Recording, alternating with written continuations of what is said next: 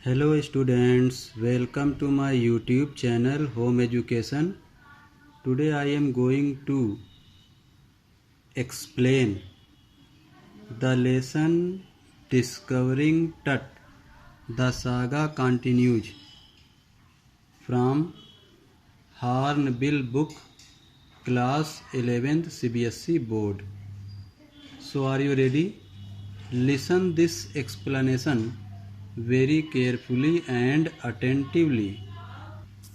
तो स्टूडेंट्स, इस एक्सप्लेनेशन को सुनते हुए आप मेरे चैनल होम एजुकेशन को सब्सक्राइब कर लें ताकि आपको इंग्लिश लिटरेचर और इंग्लिश ग्रामर के अधिक से अधिक अपडेट मिलते रहें। तो आज मैं आपको डिस्कवरिंग टट को एक्सप्लेन करने जा रहा हूँ। इस लेसन को मैं एक्सप्लेन करने से पहले इस लेसन में दिए गए कुछ डिफ़िकल्ट वर्ड्स हैं, कुछ कठिन वर्ड्स हैं। तो हम सबसे पहले इन वर्ड्स की मीनिंग जान लें ताकि हमें इस लेसन को समझने में आसानी हो। पहला वर्ड देखिए, forensic reconstruction. Forensic reconstruction means होता है किसी डेड बॉडी या जीवाश्म का अध्ययन करके उन्हें फिर से पुनर्जीवित करना, मतलब यानी ऐसा अध्ययन करना मानो कि वो फिर से पुनर्जीवित हो जाएं। स्कडेड एक्रास। स्कडेड एक्रास का मतलब होता है बादल छाए रहना, आसमान पे बादल छाए रहते हैं। Casket grey. कास्केट ग्रे का मतलब होता है सिलेटी कलर का संदूक। और अगला वर्ड है रिजरेक्शन। और रिजरेक्शन का मतलब होता है फालतू चीज़ या अनुपस्थित चीज़ को पुनर्जीवित करना। ठीक है। नया वर्ड है फ्यूनरी ट्रीजर्स। फ्यूनरी ट्रीजर्स का मतलब है कि डेड बॉडी के साथ जो खजाना दफन किया जाता है, जैसे हीरा, मोती, सोना, चांदी, जवाहरात, तो ये जो होते हैं इन्हें बोलते हैं फ्यूनरी ट्रीजर्स। तो इजिप्ट में डेड बॉडी के साथ इन खजानों को भी दफन कर देते थे। ख़ास तौर से राजा जिन चीज़ों को लाइक करते थे, सोना, चांदी, हीरा, मोती, जवाहरात, एनीथिंग जो भी वो लाइक करते थे, वो उनकी मौत के बाद, उनकी मृत्यु के बाद उन चीज़ों को दफन कर देते थे।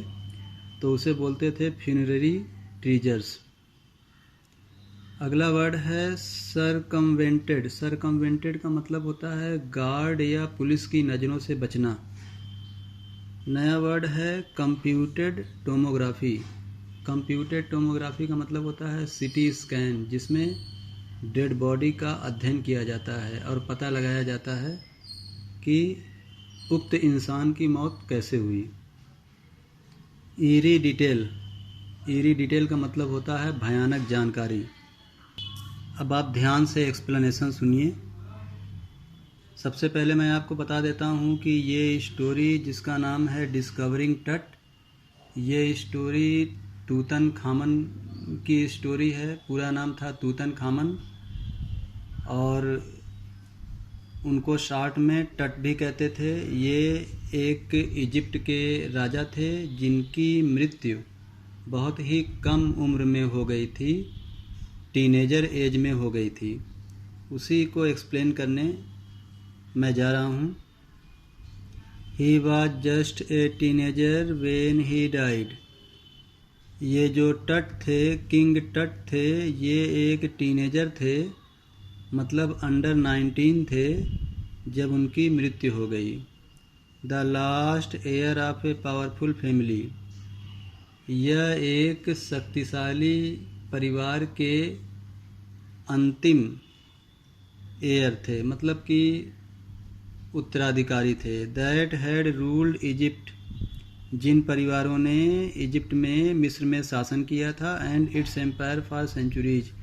मिस्र में शासन किया था और उसके पूरे क्षेत्र में शासन किया था और सैकड़ों वर्षों शासन किया था। यानी तूतनखामन के जो फादर थे या उनके ग्रैंडफादर्स थे, उन लोगों ने इजिप्ट में सैकड़ों वर्ष शासन किया था। He was laid to rest laden with gold and eventually forgotten. तो जो तूतन खामन थे, जब उनकी मौत हो गई तो उन्हें कॉफिन में रख करके उनके बॉडी के ऊपर सोने की एक परत चढ़ा करके उन्हें दफना दिया गया और उन्हें भूल जाया गया, मतलब सब लोगों ने उन्हें भुला दिया। Since the discovery of his tomb in 1922, जब 1922 में उनके मकबरे या स्मारक की खोज हुई, the modern world has speculated about what happened to him. तब आधुनिक संसार ने यह गणना किया कि उनके साथ आखिर क्या हुआ होगा। With murder being the most extreme possibility. अधिकतर लोग उनके मर्डर का अनुमान लगा रहे थे, मतलब अनुमान लगा रहे थे कि उनका मर्डर किया गया होगा। Now living his tomb for the first time in almost 80 years, Tut has undergone a CT scan।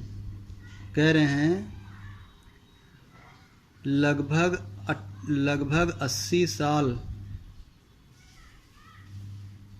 अपने स्मारक में रहने के बाद, अपनी कब्र में रहने के बाद किंग टट की डेड बॉडी को निकाला गया और उसका एक CT स्कैन किया गया। That offers new clues about his life and death, जिससे उनकी लाइफ और डेथ के बारे में कुछ नए नए क्लू, कुछ नए नए रहस्य सामने आए। And provides precise data for an accurate forensic reconstruction of the boy's pharaoh। और इससे एक कीमती डाटा उभर कर सामने आया जो उस डेड बॉडी या उस जीवाश्म के बारे में एक नया पुनर्जीवन किया और ये बताया इस फैरो डायनेस्टी का जो लड़का था, टट था, इसके बारे में बहुत सी जानकारी प्राप्त हुई। An angry wind stirred up ghostly dust devils as king Tut was taken from his resting place in the ancient Egyptian cemetery known as the Valley of the Kings.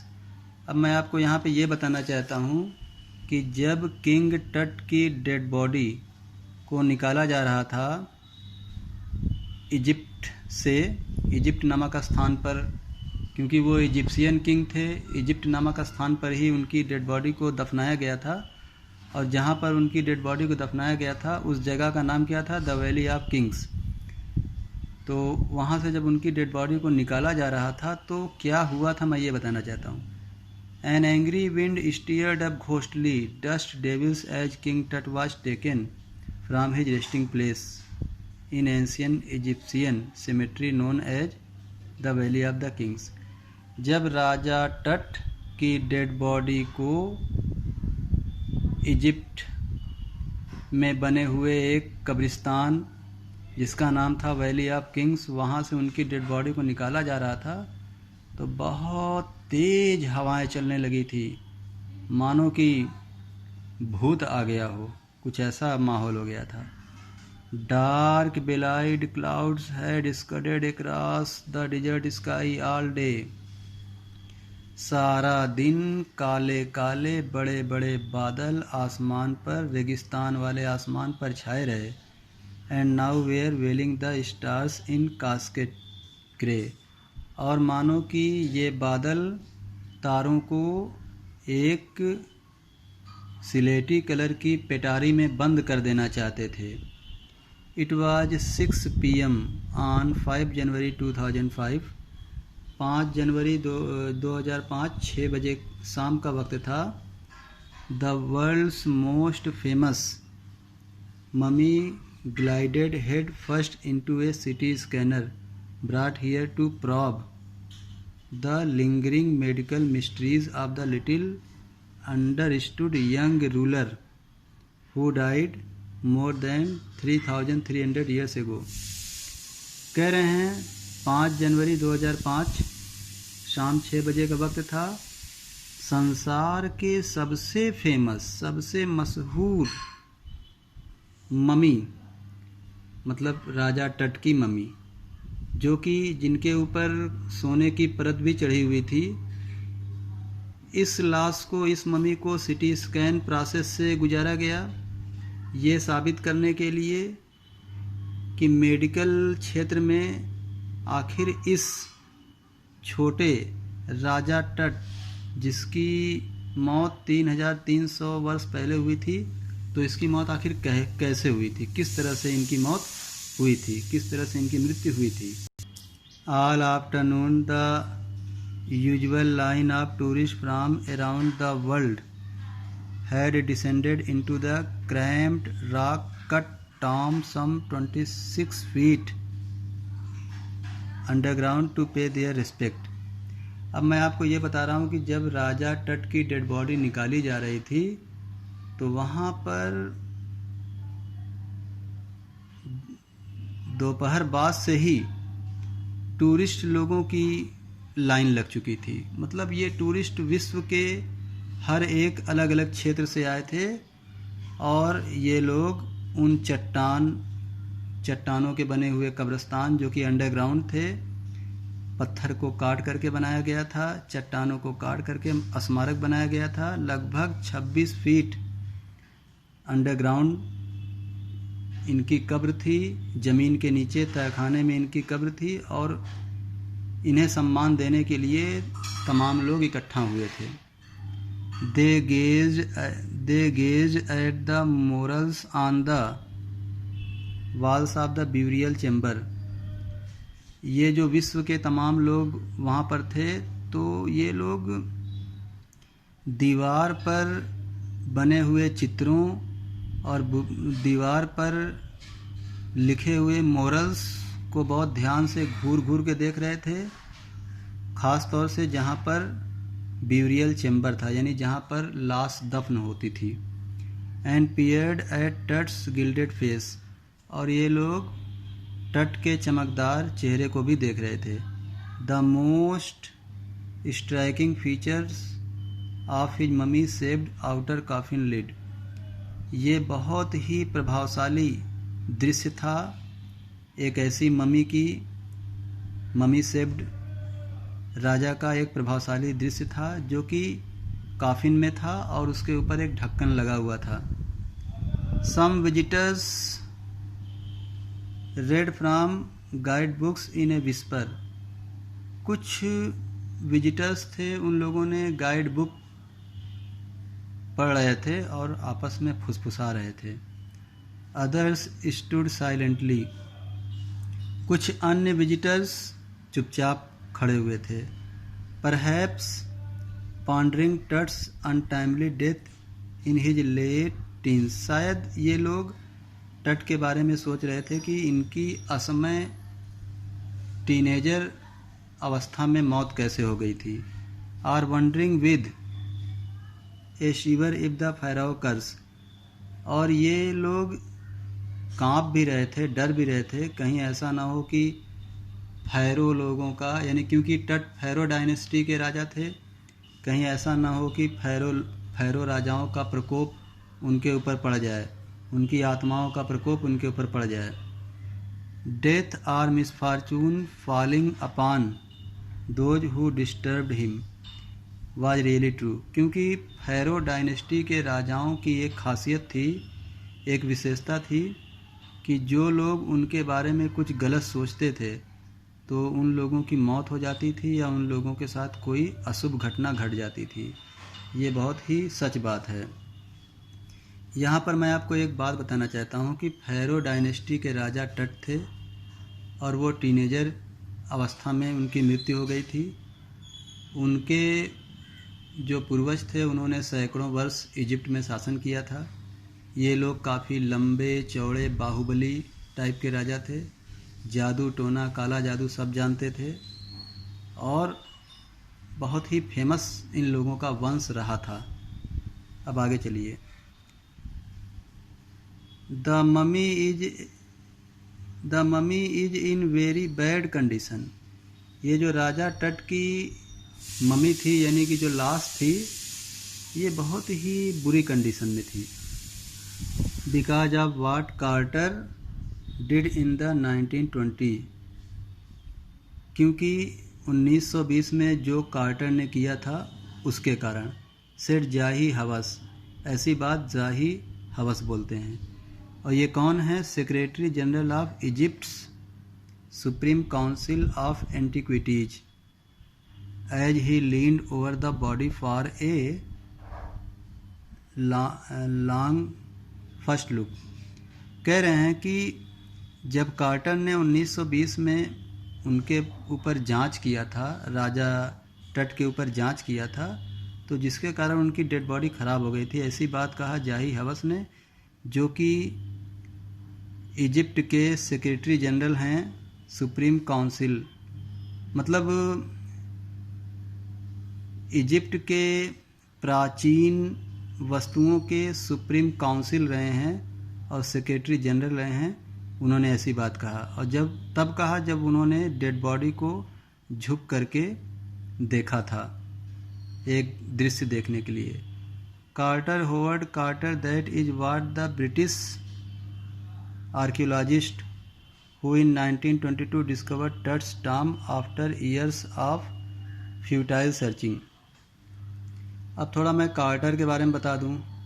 ये जो कार्टर थे, जिनका पूरा नाम था हॉवर्ड कार्टर, ये एक British archaeologist थे, यानी कि ब्रिटिश के आर्कियोलॉजिस्ट थे जो कि जीवाश्म और लाश का अध्ययन करते हैं और पुरातात्विक भी कह सकते हैं। वो थे जिन्होंने 1922 में जो है टट के स्मारक की डिस्कवरी किया था, और काफ़ी वर्ष निरर्थक खोज करने के बाद, आपको बता दें आर्कियोलॉजिस्ट लोग घुमा करते हैं, खोजा करते हैं, कई वर्ष फालतू भी बिता देते हैं। इट्स कंटेंट्स दो हेस्टली रैंसैक्ड इन एंटिक्विटी, इसमें जो टट की डेड बॉडी के साथ जो सामान थे उनके साथ बहुत ही जल्दबाजी की गई थी और अफरा तफरी में उस प्राचीन चीज़ों को ख़राब किया गया था। वे आर सरप्राइजिंगली कंप्लीट। बहरहाल जल्दबाजी में जो भी कुछ किया गया था उसे पूरा किया गया था। The richest royal collection ever found and have become part of the pharaoh legend। ये जो बचा हुआ अवशेष था राजा टट का, ये बहुत ही शाही कलेक्शन था और ये फैरो डायनेस्टी का या फैरो लीजेंड का एक बहुत महत्वपूर्ण हिस्सा था जिसे पाया गया था। Stunning artifact in gold, their eternal brilliance mean to guarantee resurrection. अब मैं आपको बता दूं, राजा टट्स के साथ गोल्ड के सामान बहुत थे। इनको गोल्ड में लपेटा गया था, गोल्ड की पत्ती से लपेटा गया था, और ये सिद्ध कर रहे थे कि ये बहुत ही शाश्वत संपन्न थे और इनकी डेड बॉडी का रिजरेक्शन होना तय था, यानी कि इनको पुनर्जीवित करना तय था तथ्यों के आधार पर। Cause a sensation at the time of the discovery, इसने डिस्कवरी या खोज जगत में एक संवेदना उत्पन्न कर दिया। And still get the most attention, और आज भी ये बातें बहुत ध्यान से सुनी जाती हैं। But Tut was also buried with everyday things he had want in the afterlife. लेकिन राजा टट को जब दफनाया गया था तो उनके पसंद की वस्तुएं जो वो पसंद करते थे उन वस्तुओं को भी साथ में दफना दिया गया था जो वो डेली यूज करते थे।